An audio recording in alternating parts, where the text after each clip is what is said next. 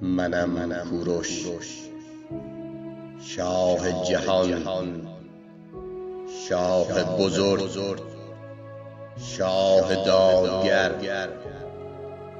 شاه بابل. آنگاه که بدون جنگ و پیکار به بابل در آمدم، همه مردم گامهای مرا با شادمانی پذیرا شدند. در بارگاه پادشاهان بابل بر تخت شهریاری نشستم.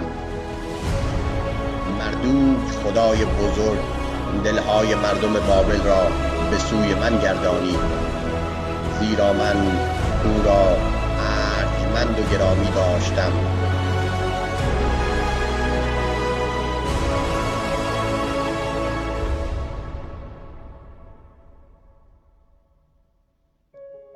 ارتش بزرگ من به آرامی به بابل درآمد.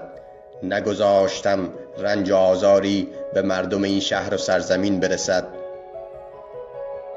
نابسامانی درونی بابل و نیایشگاه‌های آنجا دل مرا به درد آورد. من برای آرامش کوشیدم.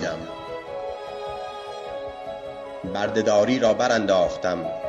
فرمان دادم که همه مردم در پرستش خدای خود آزاد باشند. فرمان دادم که هیچ کس مردم شهر را نیازارد و به دارایی‌های آنان دستیازی نکند. فرمان دادم که هیچ کس اهالی شهر را از هستی ساقط نکند. برای همه مردم جامعه‌ای آرام فراهم ساختم و صلح و آرامش را به تمامی مردم اعطا کردم.